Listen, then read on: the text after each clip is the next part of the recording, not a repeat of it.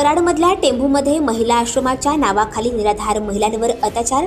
कराडच्या आश्रमात चालते देहविक्री।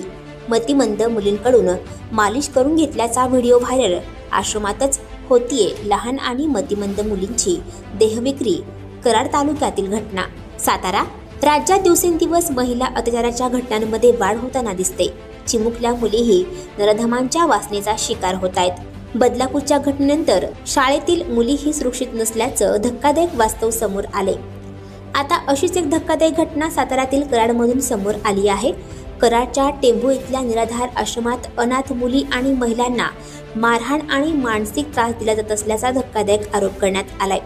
या आश्रमशाळेच्या संचालिका मतिमंदाकडून मालिश करून घेत असल्याचा व्हिडिओही सोशल मीडियावर व्हायरल झालाय। एका पीडित महिलेच्या तक्रारीनंतर हा सगळा प्रकार उघडकीस आलाय।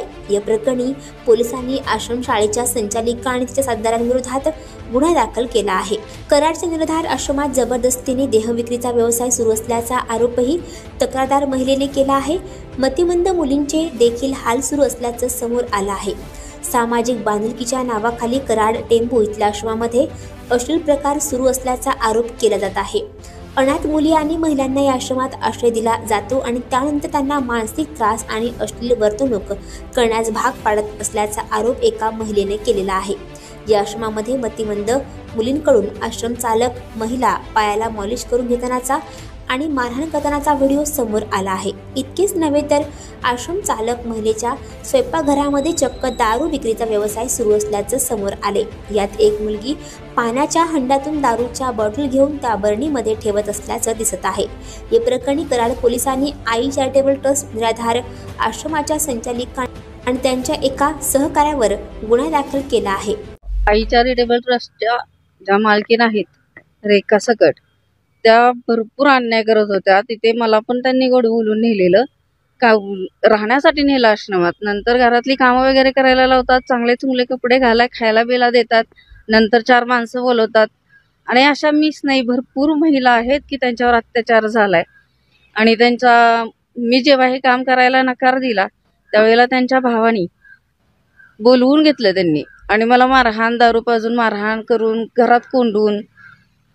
त्याच आश्रमात आता एक मतिमंद मुलगी पण आहे, पूजा नाव आहे तिचं, तिला सुद्धा तेवढाच त्रास देते, मारहाण करते, सकाळपासून काम करायला लावते।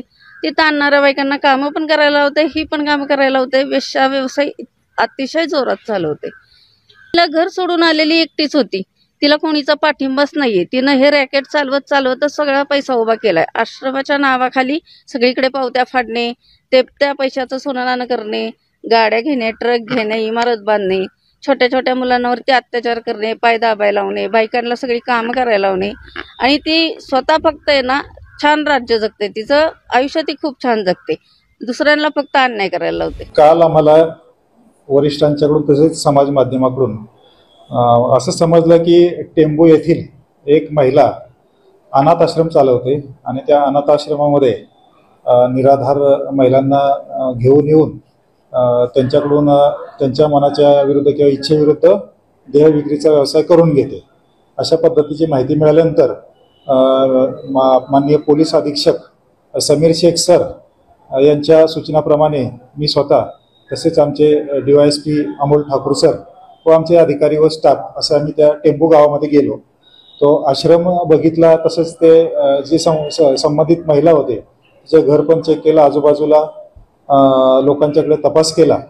त्याच्यानंतर आम्हाला असं समजलं की यातील पीडित एक महिला जी आहे ती लोणंदची आहे आणि ती म्हणजे सातारा येथे आलेली आहे। मग आम्ही आमची एक टीम पाठवली त्या ठिकाणी आणि त्या टीमच्या मार्फतीने तिला इथं कराड तालुका पोलीस स्टेशनला घेऊन आलो।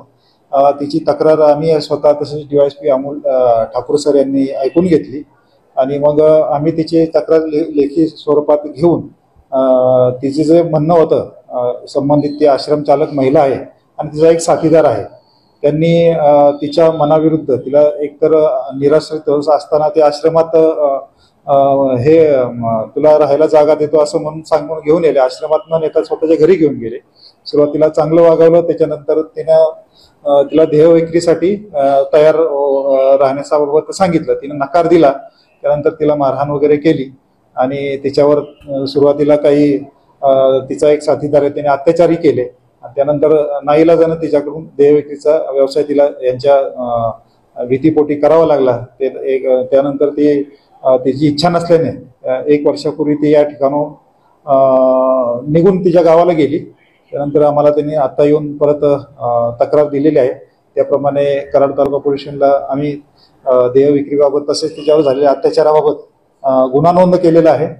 त्यात ती सदरची अनाथ आश्रम चालवणारी महिला तसेच तिचा साथीदार या दोघांनाही आम्ही अटक करून त्याचा पोलीस कस्टडी रिमांड घेतलेला आहे आणि अधिक तपास करीत आहोत.